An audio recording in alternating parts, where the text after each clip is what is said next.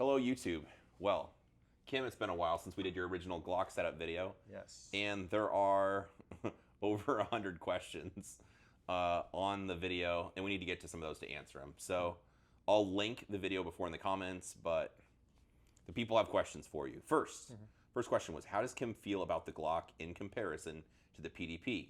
Was the only reason he went to the Glock because he no longer shoots with Walther? And ask about experiences with the MMP 2.0. So anyway, what do you think about Glock 47, 17, 34 compared to PDP polymer frame? Yes. So I actually made a video for my YouTube channel. It's Glock versus Walther. Oof. Yes. But when I made it, I was still fresh with the Walther and getting really used to the Glock. So my opinions kind of changed.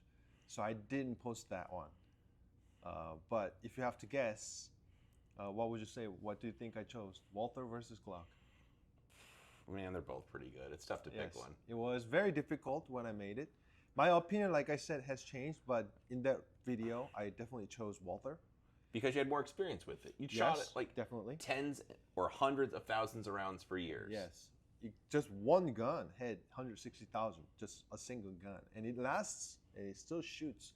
So because of that reliability component and the ability that you don't really have to tune a lot, maybe you can change the recoil spring to the ZR tactical one. But other than that, I really didn't do anything except that recoil spring. So for the simplicity, reliability, I did choose in the video. However, I come to shoot more Glocks and actually try more different parts. And I really quickly realized there's so much more parts available aftermarket. So I was able to really fine tune the Glock to the way I really like. Okay. So right now, if I have to choose at the moment, I would choose Glock for like shooting competition. And also obviously for teaching. I'm shooting a Glock beginning of like shooting a Glock after Walther sponsorship was over was partially because the teaching part where a lot of the agencies use Glock, armies, military, a lot of the units, they use a Glock. So for right now, yeah, I would choose Glock. I do like Glock, although it's kind of a, like a girlfriend situation. I don't have a girlfriend, just to be you have a wife. I have a wife. You have a wife. That's why he Without doesn't have a girlfriend. Yes. But, like before you're married, you kind of shop around and you see this girl and that girl. But you're like, oh, I really like this girl, but she's liking this. Oh, how about the other girl has that, but she's not as pretty as this one. Kind of like a situation where it's very difficult to choose one. But like I said, it comes down to a really fine battle. Like I said, Walther and Glock is very difficult to choose because both are fairly reliable. In my opinion, Walther is more reliable than Glock. Really? Sure. Yes, 160,000 rounds. That's true. Also, metal magazine is generally saying more consistent than a plastic magazine. Because the plastic magazines can swell, the feed lips can go, the little catch, the magazine catch can get chewed out. They wear out. And if you have multiple Glocks, you can quickly realize most of the Glocks feel different. Yeah, no two feel the same. And I have, like, specifically PDP-wise, plastic version. At one point, I had almost 10 of them, different sizes, 4-inch, 4.5, whatever. So all, I think except one. One of them was a little bit plasticky trigger. Okay. But other than that, like 9 of them were about exact the same. Yeah, I would say Glock at the moment. I do share that observation. The other thing I appreciate about Walther is that there's never lemons. Like I never have anybody in class be like, oh, I bought this gun and it doesn't work. It just doesn't happen. And with Glocks too, they're either one are very reliable.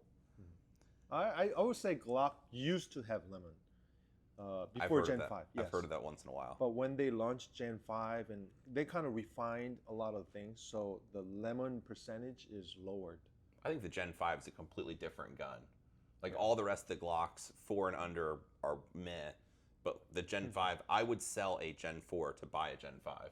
Yeah. Just because I really think just the way they feel, tighter. Recoil, yes, accuracy. Out of the box, those guns are super accurate also. Yes. They are a great pistol. A lot of questions. It's a variety of different ways they're asking it, but they want to know why you picked the Glock 47. Because there's a 17, a 34, which was the heavy favorite, I think, for quite a while. Yes. There's a 45, which I won't get the numbers right, but it's, I think, a full-size 17 frame, but even a shorter than 19 slide, I think. Yeah. A bunch of different variables. So anyway, why did you pick that specific configuration? Yes. So I have a lot of experience with different Glocks. Very first year I shot USPSA was Glock 19, and then I switched to Glock 34, and then Shadow, things like that happened. But when I started teaching a lot of the military law enforcement, I just started matching the gun. One of the feedback I had when I started teaching this military, they wanted to try the Walther, and they said, "Oh, this is the gun. You're shooting really good with the nicer trigger." So okay, let me demonstrate with your gun, and I started shooting their Glock, and I brought Glock after that. 17 at the time was MOS version was still available, which is also the common model for a lot of the users. But 47 kind of took over, and the MOS 17 disappeared. So that was just main reason to be able to use the same holster, things like that. Yeah, there's nothing really different about 47 compared to 17, other than the recoil spring. Okay. I like it. Have you shot 34s very much? Yeah, I would say a couple thousand rounds, a couple tens of thousand rounds, because Okay. I've shot 34 and 35 at one point simultaneously back and forth. Okay. Yeah. And this is the one over the 34. Mm-hmm. All right. I do like 34, don't get me wrong. They cycle a little smoother. And also at the time I was shooting production, although I shot with the red dot too. At a certain point I felt like 47 cycles faster, or red dot moves a little faster. And Walther has a very strong guide rod, recoil spring. So for me, the pattern of the recoil almost felt like a PDP. And 34 almost felt like a Shadow 2, where cycling a little slower. So for me, it was more comfortable to shoot 47. And with the PDP or this 47, it's just like the dot, it just comes right back to where you're looking. Yep. Especially because what you shoot a lot of like 115s and 124 grain bullets, right? Yes. So the faster, snappier bullets. So it's quick and back on target. Oh yeah. Okay, makes sense. There's a lot of questions asking about. You talked about the AmeriGlow suppressor heights. Like, what height specifically do people need? Do you have a part number, or is there a way to find the specific height that you have? It depends on what optic you use. So basically, if you're using SRO, you want to go 3XL. If you're using the Defender XL, you want to go 6XL. Right now, I on this particular gun, I have 9XL, which is like a suppressor, true suppressor height. Okay. To me, this is too tall because the rear side is covering the window a little too much. So I find the 6XL is the best size I find. Okay. And then more questions about, you talked about McMaster screws. Are you still using those? Yeah, absolutely, on all my guns. Do you have a part number or any ways people should find those? I don't remember part number. I know, it's like, that's too tough. I'm so sorry. Yes. What? But sorry. If I recall, it's a 632 screw, and the millimeter was 6 millimeter, if I recall it correct. Yes. It's tough to find that. But you gotta make sure it's the steel alloy one, the strongest material they offer. They have different materials.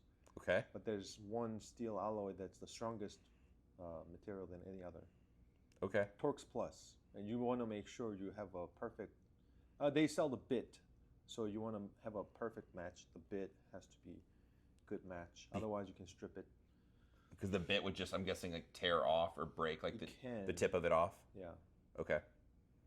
There were some questions asking about Glock performance trigger, saying they seem to be very inconsistent. Have you noticed that at all? I have, 100%. Do you have a way to pick the way you like or the way you don't, or how do you spot that, or do you not know until you try it? What do you think? So the best way, in my opinion, is when you buy it. If you have 3 Glocks and you intend to put 3 of them, buy 3 at once. So they're coming from the same batch. So that is, because my situation was I bought 1 of them, and then I bought 2 of them. I bought 1 recently. Fortunately, the first 3 feels about the same, but the most recent one I bought is very different. So when I mentioned on the original video, I used the polished disconnector, Terran Tactical disconnector, and when I put that, now the actual trigger break was much further back, and I had to pull it harder. But I put Apex disconnector in it, and now it feels exactly the same as a Terran Tactical kit. So there is some way you can tinker around, trying different disconnector to see if it makes the same way, but it is not consistent.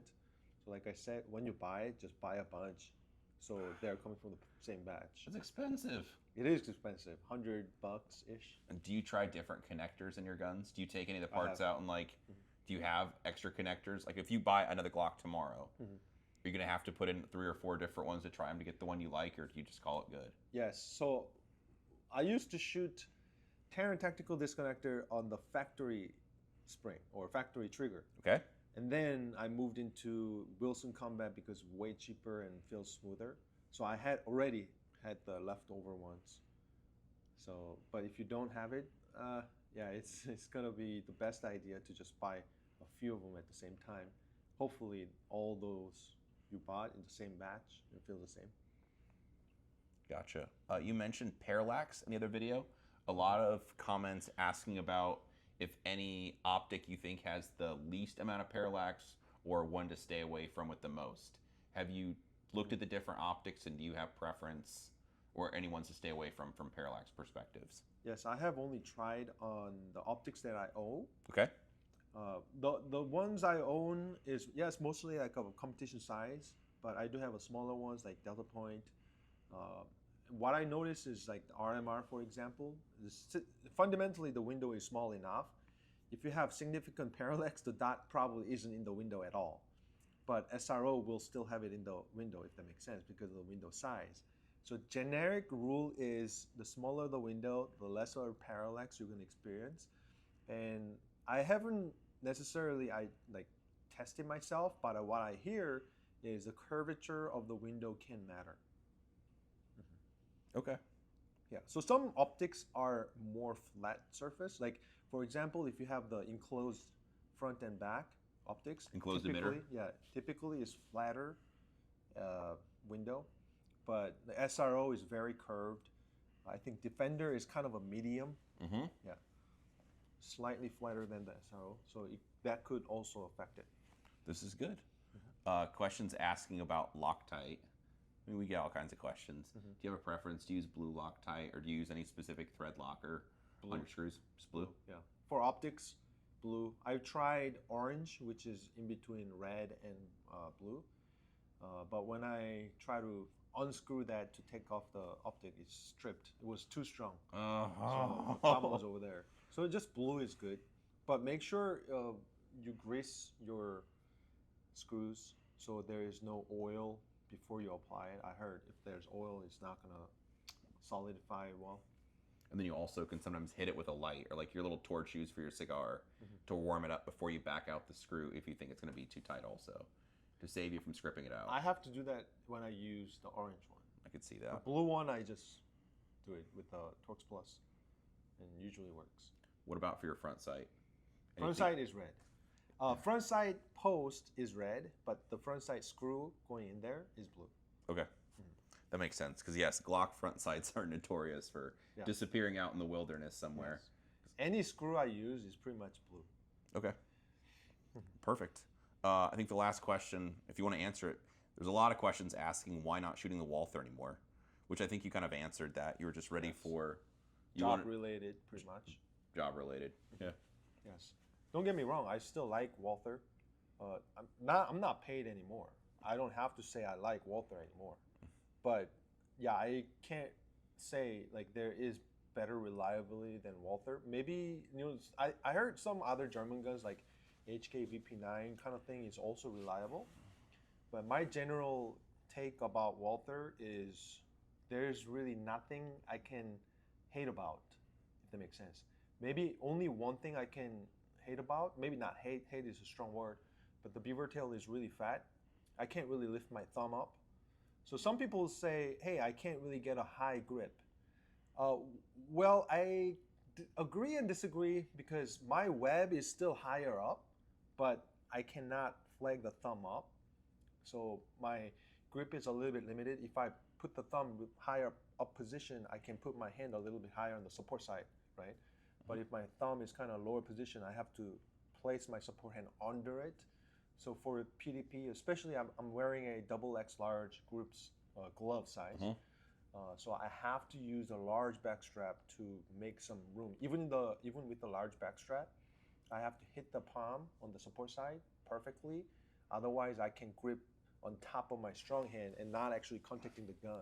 I'll exaggerate, but you're saying otherwise it looks more like this. Yes. So when you grip the pistol, then for your support hand, he's gripping over the top of his fingers, as opposed to having it look more like this. So you have room in here. Yes, exactly. For your The support hand. thumb, it can be higher up on the Glock.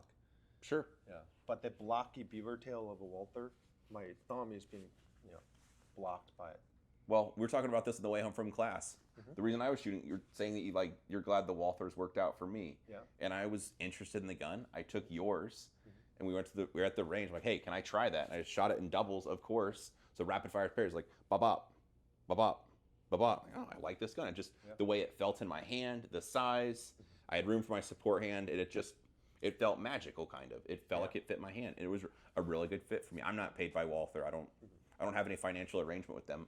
I just liked the gun. It was a good fit for me. Yes. But like you said, for you, we have much longer fingers. Then you had to build up the grip or find a way to make sure you had enough room. Yes. For your support hand on the gun. Yeah, Walther is extremely reliable if you use factory ammo. So that's another thing. If you load your own ammo and you want to make your ammo really soft, the recoil spring out of the box is pretty heavy, so it may not cycle, especially with full magazine with like 18 rounds in the 18 round mags. Yeah. Yep. But if you shoot factory ammo, it's super reliable. Yeah. It's ridiculous at a certain point. I was surprised shooting out of that 160,000 rounds, 50,000 was uncleaned gun.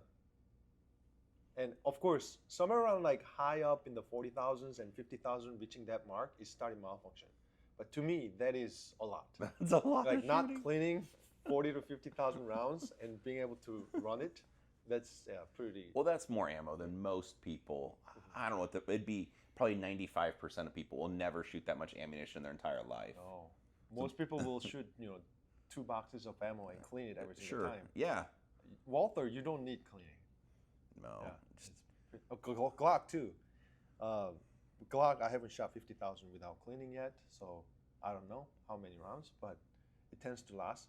Generically, right now, Glock, I'm cleaning after maybe 10 to 20,000 rounds around it, my practice gun, so it still lasts really, really well. I haven't tried 50,000. Maybe I'll do. That's so much shooting anyway. I mean, even 10,000, like that's plenty to just pull the slide off, wipe off the rails with a Q-tip, put a little bit of oil. It's like it's a pretty minimal thing. So yes, awesome. Well, appreciate you taking the time to go through all the questions. Thank you. If you have even more questions for Professor Kim or stuff we missed, those another Glock setup video or a second one. It's available now. We've recorded for this guy, which is his USPSA limited optics gun. Notice flashlight, magwell, a few other subtle little changes. So anyway, check out that video as well. But if you have questions for either one of us, drop it below in the comments. You should be watching Professor Kim's channel if you haven't. Yep. I have to say, my favorite video series that he does is Would I Buy This? Yes, and I like it. That's a good one. I don't know how you came up with that, but it was, yes. You got a vision, fuck us, yes. So you have a video well, you haven't normally shot the gun beforehand, or at least guns I've handed him. I just hand a gun, like, hey, see what you think. First rounds. Yeah, first rounds for couple of my guns in Ben's Atlas. We just hit record, and then Kim shoots the gun a little bit, does a drill, a standard drill with each gun, and then just talk through, like, what did you think? Would you want to shoot with it more, or is it a no-go? Yeah. So anyway, if you haven't checked out Kim's channel, you should. It's educational as well as entertaining. Thank you. Yes, of course. So anyway, appreciate you guys watching. If you have any questions for either of us, drop it below in the comments.